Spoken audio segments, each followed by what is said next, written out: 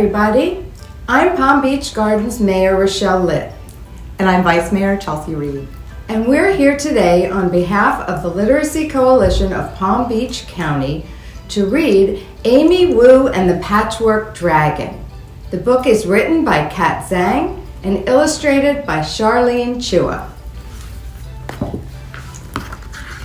During story time, Ms. Mary reads Amy's class a book about dragons. Dragons that hoard treasure, dragons that blow fire, and dragons that fight knights in gleaming armor. Afterward, she tells everyone to make their own dragons. Make them special, she says. Make them yours. Sam draws a dragon with enormous teeth. He crafts the wings from postage stamps. Willa sculpts a dragon with a big fat belly. She strings daisies for the tail.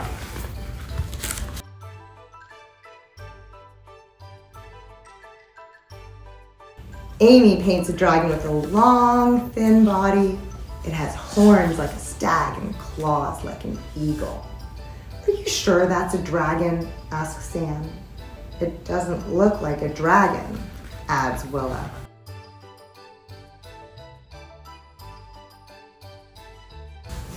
Amy says. Maybe they're right. Amy scribbles with her pencil and doodles with her crayons.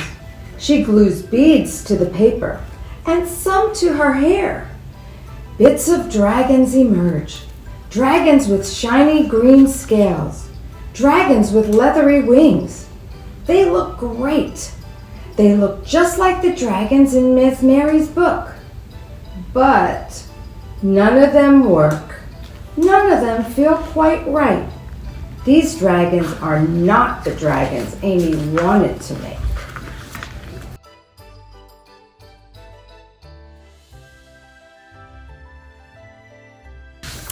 Time to clean up, says Miss Mary.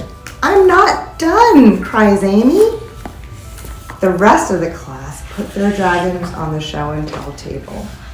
But there's nothing from Amy. Nothing at all.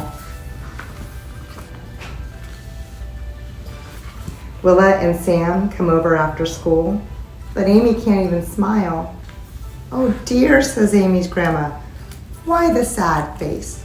So Amy tells her. Her grandma gets a twinkle in her eye. Come, she says, let me tell you a story. She tells them about dragons that bring down the rain, dragons that are wise and just, dragons that fly without wings.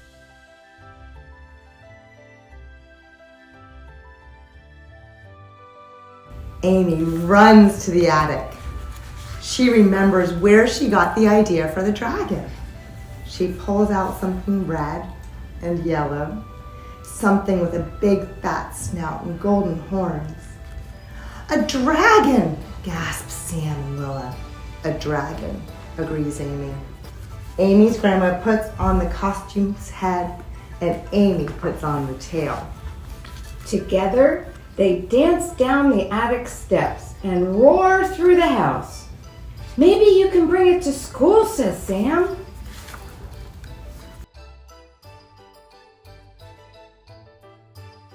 Please, please bring it to school, begs Willa. Says Amy. She thinks about the dragons in Ms. Mary's book. She thinks about the dragons in Grandma's story. Bringing this dragon to class would be great, but there's something missing. Something to make this dragon Amy's.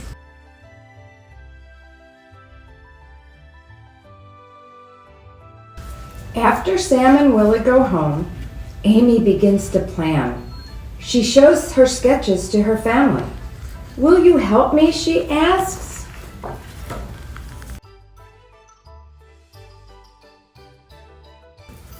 They measure out fabric and cut it into shape. They carve a cardboard frame and fasten the cloth. Amy knots together 3 silk scarves. Then she adds some beads. And a little more glitter, just because. Ready? Asks Grandma. Amy takes a deep breath. Ready, she says. Amy comes to school with a big paper bag. The other children gather around. Is it your dragon? Asks Willa.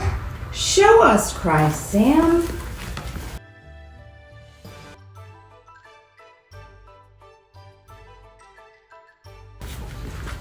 Amy puts on the dragon's head. She invites Willa and Sam beneath the tail, and together they dance through the classroom and roar between the desks. Everybody cheers. Ms. Mary laughs so hard she can't even breathe. Amy's dragon is red and yellow. It has a big fat snout and golden horns.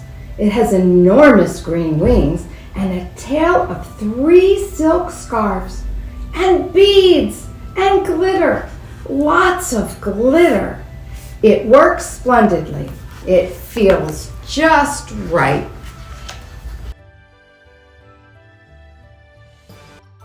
It is exactly the dragon Amy wanted to make.